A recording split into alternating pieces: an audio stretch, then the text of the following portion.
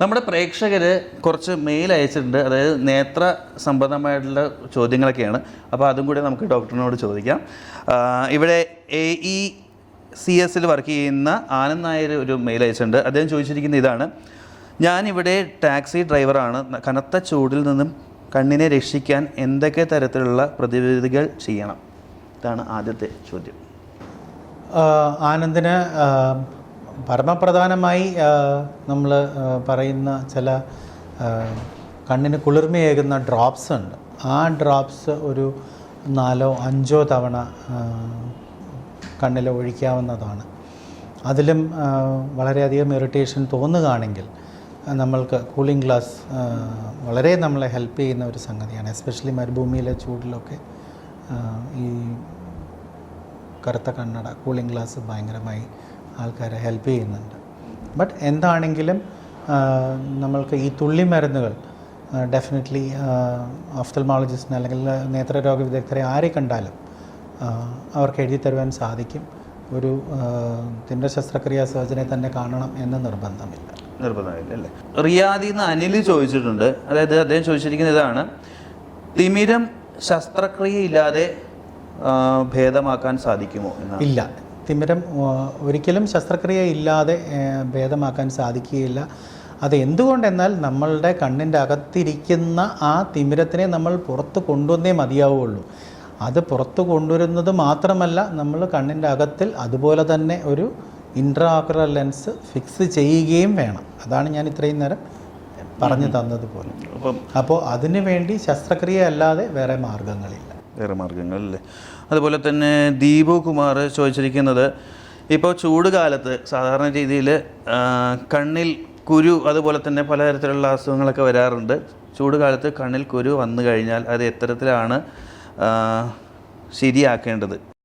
അത് ഡെഫിനറ്റ്ലി രോഗാണുബാധിപ്പ് കൊണ്ട് തന്നെയാണ് ഈ കണ്ണിലെ കുരുക്കൾ ഉണ്ടാവുക. അത് ഡെഫിനറ്റായിട്ടും അതിന് ആൻറ്റിബയോട്ടിക് ഐ ഡ്രോപ്സ് തന്നെയാണ് ആവശ്യം. കാരണം ആ ഡ്രോപ്സ് ഒഴിക്കുന്നത് വഴി നമ്മൾ ആ രോഗാണുവിനെ ചെറുത്ത് നിൽക്കുന്നു. പിന്നെ അവിടെ ഉണ്ടാകുന്ന ആ ഒരു വീക്കം കുറയുവാൻ വേണ്ടി നമ്മൾക്ക് ഏറ്റവും നല്ല ഉപാധി ഇപ്പോഴും ചൂട് വയ്ക്കുക എന്നുള്ളത് തന്നെയാണ്. ചൂട് വെക്കുക, നമ്മൾ കൈ ഇങ്ങനെ ഇല്ല, അതിന് വെള്ളം തിളപ്പിച്ച് തന്നെ അങ്ങനെയാണ് ചെയ്യുന്നത്. കൈ കൊണ്ട് പലരും കൈ കൊണ്ട് തിരുമ്മിയൊക്കെ വെക്കാറുണ്ട്. പക്ഷേ അത് നമ്മൾ ഉദ്ദേശിക്കുന്ന ആ ഒരു വെറ്റ് ഹീറ്റ് അവിടെ കിട്ടില്ല. അത് ഒരു എല്ലാവരും ശ്രദ്ധിക്കേണ്ട ഒരു കാര്യം. ചിലരൊക്കെ കണ്ണിനൊക്കെ ഒരു കുരു വന്നു കഴിഞ്ഞാൽ വീട്ടിലെ അമ്മമാരാണെങ്കിലും പറയും കാര്യം ഒന്ന് റബ്ബ് ചെയ്യാതിന് ശേഷം. അതുകൊണ്ട് വലിയൊരു പ്രയോജനം നമ്മൾക്ക് കിട്ടില്ല. ചൂട് തന്നെ വെക്കണം അല്ലേ? ഓക്കെ. വെറ്റ് ഹീറ്റാണ് വേണ്ടത്. ദുബായിൽ നിന്ന് മഹേഷിൻ്റെ ഒരു ചോദ്യമുണ്ട്. അതായത് കണ്ണിന് മാത്രമായിട്ട് പക്ഷാഘാതം വരാറുണ്ടോ? ഇല്ല, കണ്ണിന് മാത്രമായി ഒരു പക്ഷാഘാതം അല്ലെങ്കിൽ ഒരു സ്ട്രോക്ക് വരാറില്ല. പക്ഷേ നമ്മളുടെ തലച്ചോറിന് അല്ലെങ്കിൽ ബ്രെയിനിന് വരുന്ന സ്ട്രോക്കിൻ്റെ ഒരു ബാധിപ്പ് കണ്ണിലും വരും. അത് നമ്മൾ ഫീൽസ് എന്ന് പറയുന്ന ഒരു ടെസ്റ്റ് ചെയ്തിട്ടാണ് അത് ഏത് ഭാഗമാണെന്ന് നമ്മൾ കണ്ടുപിടിക്കുന്നത്. ഖത്തറിൽ നിന്നും മനു അദ്ദേഹം ചോദിച്ചിരിക്കുന്നത്: കുട്ടികളുണ്ടാകുന്ന കാഴ്ച വൈകല്യം എങ്ങനെ ചികിത്സിക്കാം? കുട്ടികളിൽ ഉണ്ടാകുന്ന കാഴ്ച വൈകല്യങ്ങൾ ആദ്യം കണ്ടുപിടിക്കുന്നത് യൂഷ്വലി മാതാപിതാക്കൾ തന്നെയാണ്, അതല്ലെങ്കിൽ സ്കൂൾ ടീച്ചർ. ഇവർ രണ്ടുപേരുമാണ് സാധാരണ ഒരു കുട്ടിയുടെ കാഴ്ച വൈകല്യം ഐഡൻറ്റിഫൈ ചെയ്യുന്നത്. മാതാപിതാക്കൾ സ്ഥിരമായി നമ്മളുടെ അടുത്ത് കൊണ്ടുവരുന്നതിൻ്റെ ഒരു കാരണം കുട്ടി എപ്പോഴും ടി വിയുടെ അടുത്ത് പോയി നിന്ന് ടി വി കാണുന്നു എന്നുള്ള ഒരു പരാതി. അതുപോലെ തന്നെ സ്കൂളിൽ ടീച്ചർ പറയുന്നത് പുറകിലിരുന്നാൽ കുട്ടി ബോർഡിൽ എഴുതുന്നത് ശ്രദ്ധിക്കുന്നില്ല, അല്ലെങ്കിൽ ശരിയായിട്ട് എഴുതിയെടുക്കണില്ല, മുമ്പിൽ കൊണ്ടുപോയി ഇരുത്തേണ്ടി വരുന്നു. ഇങ്ങനെയാണ് യൂഷ്വലി, അതായത് സാധാരണമായി നമ്മൾ കണ്ടുവരുന്ന രണ്ട് കാര്യങ്ങൾ. ഇത് ഈ മാതാപിതാക്കൾ കറക്റ്റായി ഐഡൻറ്റിഫൈ ചെയ്യുന്നത് പോലെ തന്നെ സാധാരണ ഡിസ്റ്റൻസിൽ ഇരുന്നാൽ ആ കുഞ്ഞിൻ്റെ കാഴ്ച വൈകല്യം കൊണ്ട് ടി വിയിൽ ചില സമയങ്ങളിൽ കുട്ടി പറയാറുണ്ട് ടി വിയിൽ നടക്കുന്നത് മെയിൻ സ്ക്രീനിൽ ഓടുന്നത് കാണാൻ പറ്റുന്നുണ്ട്, പക്ഷേ താഴെ സ്ക്രോൾ ചെയ്യുന്നത് വായിക്കാൻ പറ്റണില്ല. സോ ഇതൊരു വളരെ വലിയ പാഠമാണ് എല്ലാ പേരൻസിനും. കുട്ടി ടി വിയുടെ അടുത്ത് പോകുന്നത് കൊണ്ടല്ല അവർക്ക് പവർ വരുന്നത്, പവർ ഉള്ളത് കൊണ്ടാണ് ആ കുട്ടി ടി വിയുടെ അടുത്തേക്ക് പോയി നിന്ന് കാണുന്നത്. 2, ഇതേ പവർ കൊണ്ട് തന്നെയാണ് കുട്ടി സ്കൂളിൽ പുറകിലത്തെ ബെഞ്ചിലിരുന്നാൽ ആ ദൂരെ കൂടുതൽ കൊണ്ട് കാണാതിരിക്കുന്നതും മുമ്പിലത്തെ ബെഞ്ചിൽ ഇരിക്കുമ്പോൾ അയാൾക്ക് കാണാൻ പറ്റുന്നതും.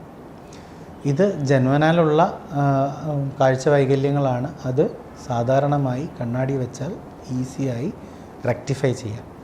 പക്ഷേ ഈ പവർ നമ്മളൊരു കണ്ണാടി കൊടുക്കുമ്പോൾ എല്ലാ പേരൻസും ധരിക്കുന്നത് നമ്മളൊരു പനി വരുമ്പോൾ ഒരു ഗുളിക കൊടുത്താൽ പനി പോകുന്നത് പോലെ ഈ കണ്ണാടി വയ്ക്കുന്നത് വഴി ആ പവർ പോകുമോ? ഇല്ല, ഒരിക്കലും പോകില്ല. അവിടെ ഇല്ലാത്ത പവർ നമ്മൾ വെച്ച് കൊടുക്കുകയാണ്. അപ്പോൾ ആ പവർ എപ്പോൾ ആ കുട്ടിയിൽ വ്യത്യാസം വരും എന്നുള്ളതും നമുക്കറിയില്ല.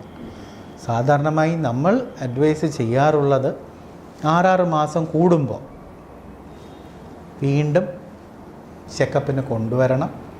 ആ കുട്ടിയുടെ കാഴ്ച എല്ലാ 6 മാസം കൂടിയിരിക്കുമ്പോഴും ചെക്ക് ചെയ്യാൻ. ഓക്കെ. അപ്പോൾ എന്തായാലും നമ്മൾ പ്രേക്ഷകരുടെ കുറേയധികം ചോദ്യങ്ങളുണ്ടായിരുന്നു. അതിനെല്ലാം ഡോക്ടർ ഗോപാൽ അദ്ദേഹം നമുക്ക് എല്ലാം വിശദമായിട്ട് തന്നെ പറഞ്ഞു തന്നു. സാറിന് എന്തെങ്കിലും നമ്മുടെ പ്രേക്ഷകരോട് പറയാനുണ്ടെങ്കിൽ? കണ്ണ് വളരെ പ്രധാനപ്പെട്ട ഒരു അവയവം തന്നെയാണ്. അതിൻ്റെ കാഴ്ച കാത്തു സൂക്ഷിക്കുക എന്ന് പറയുന്നത് ഓരോ പൗരൻ്റെയും ആവശ്യം തന്നെയാണ്. ഇത് എങ്ങനെ കാത്തു സൂക്ഷിക്കാം? ഒരു പ്രായം കഴിഞ്ഞാൽ നമ്മൾ സ്ഥിരമായി നേത്രരോഗ വിദഗ്ധനെ കാണുക. ആ ഡോക്ടർ, ആ നേത്രരോഗ വിദഗ്ധൻ എന്തെങ്കിലും അസാധാരണമായി കണ്ടാൽ ടെസ്റ്റുകൾ പറയാം. ആ ടെസ്റ്റുകൾ വളരെ കൃത്യമായി ചെയ്യുവാൻ സാധിക്കണം.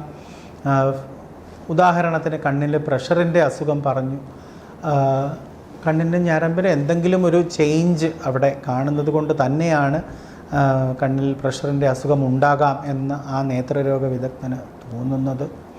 അപ്പോൾ ചെയ്യുവാൻ പറയുന്ന ടെസ്റ്റുകൾ, ഫോർ എക്സാമ്പിൾ അതിന് ഫീൽഡ് ടെസ്റ്റ് അല്ലെങ്കിൽ OCT ഇങ്ങനെ ചില ടെസ്റ്റുകളുണ്ട്. അതൊക്കെ കൃത്യമായി ചെയ്യുക. പിന്നെ ഡയബറ്റീസിൻ്റെ അസുഖമുള്ളവർ ഒരു നേത്രരോഗ വിദഗ്ധൻ്റെ അടുത്ത് ചെല്ലുമ്പോൾ ഡയബറ്റിക് റെറ്റിനോപ്പതി ഉണ്ട് എന്നൊരു സംശയം തോന്നാം. അപ്പോൾ ഡോക്ടർ പറയുന്ന ടെസ്റ്റുകൾ കൃത്യമായി ചെയ്യുക. ഇനി ഫോർ എക്സാമ്പിൾ തിമിരം തന്നെ, നമ്മളിപ്പോൾ ഇത്രയും കാര്യങ്ങൾ പറഞ്ഞു, തിമിരമുണ്ട് എന്ന് ഡോക്ടർക്ക് തോന്നിയാലും ചില ടെസ്റ്റുകൾ പറയാം. ആ ടെസ്റ്റുകൾ ചെയ്യുക. ഇതെല്ലാം ചെയ്യുന്നത് വഴി നിങ്ങളുടെ കാഴ്ച നിങ്ങളുടെ ജീവിതാവസാനം വരെ കാത്തു സൂക്ഷിക്കുക എന്നുള്ളതാണ് ഞങ്ങളുടെയും ലക്ഷ്യം. അതിന് നിങ്ങൾ സഹകരിക്കുക.